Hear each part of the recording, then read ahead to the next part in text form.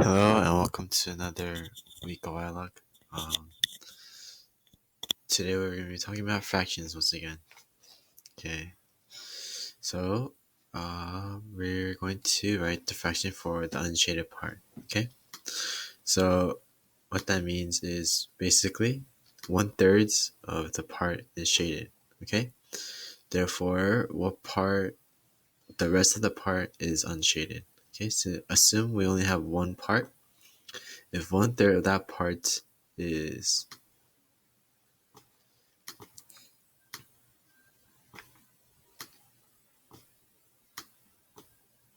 So see how there's three parts, right? Three. Pretend that it's even. Pretend that these are all equal pieces. If 1/3 of it is shaded, okay, then how many parts of it are unshaded? The fraction is 1, 2, so 2/3. Another thing you can do is just subtract the whole. So you can subtract 3/3 by 1/3, and you would get 2/3. I know it looks really ugly, but that's what writing on a Chromebook is like. Yeah. So for number 2, since 8 out of the fraction is 8/8, and that means 8/8 are shaded. How many of them are unshaded? You can subtract, which equals 0, or you can draw in the picture and have 8 equal parts like this. Yeah. Since it's a fraction, you have to do 0 divided by 8. Okay? Because 0 by itself is not a fraction. Then 3, 5 twelves, you just subtract, or you can do the picture again. That will make 7 twelves. Hopefully you can do the rest on your own. Alright, two equivalent fractions for each. Okay, what that means is that the fraction, two other fractions, you have to make two other fractions that are equivalent or equal to this. One of them is 1/2. Okay, this is because you can divide both the numerator and the numerator and denominator number by 2, which equals 1/2. Okay, if you multiply both the top and the bottom by 2, then you can get 2/4, which is equivalent. You could also multiply by 2 again to the numerator and denominator, and that would make 4/8, which is also equivalent to 2/4. Okay. Basically, for equivalent fractions, all you need to memorize is that whatever you do to the top, you have to do to the bottom, and vice versa. Okay? Yeah, as long as you do that, you should be okay. Tell whether each fraction is in the simplest form, if not write in the simplest form. 1/5 is in its simplest form because no other number can no longer be divided by another number evenly. Okay? Other than the numbers itself. Okay? 2, on the other hand, is not in its simplest form because you can divide 2 by 2 and 12 by 2, which equals 1/6. Okay? For 3, this is its simplest form because you cannot divide them further unless you want another fraction, or a decimal. Okay? 4 is not in its simplest form. It can be simplified even more because you can divide it by 2 on the both top and the bottom, which would make 3 divided by 4.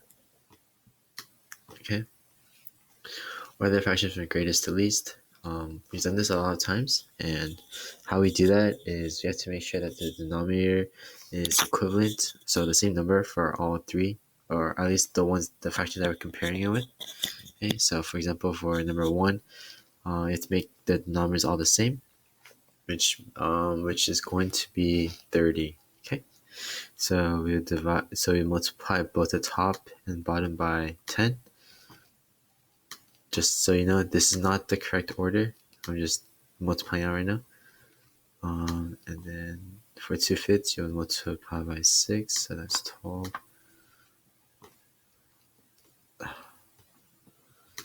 12/30. And then for 1/2, you multiply by 15 on both top and bottom, which equals 15/30. And then from there, you just order from greatest to least. So this will be greatest, this will be second, and this will be third. This will be the least. Okay. Everything else, yeah, that's yeah. For this, it's just basically a simple addition. A simple addition, simple subtraction. Hopefully, you can do this by yourself. For this one, you just need to. It's basically the signs. We've done this a lot of times before. Um, for example, this would mean that this symbol means that this number is greater than this number. A simple way you can think about this is that think of this as a. I don't know if this analogy has been brought to you guys yet, but you can think of this as like a crocodile's teeth, okay? So, and this is his mouth, okay? The mouth is eating the bigger number, okay? So, yeah, the mouth always eats the bigger number, yeah. This thing, it's the same thing as we did here, just multiply so you can compare. For this one, remember mixed fractions, you multiply 2 by the denominator, then you add it to the numerator, which is 20. Because it's 14 plus 6, which is 20, and then put on the bottom 1, 2, 3, and then 2. Okay? And then you would have to multiply this to make the denominator the same.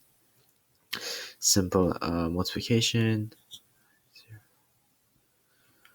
Simple multiplication. You can just multiply it, and then you could just count it, or you just realize that yeah, you have to multiply this out actually.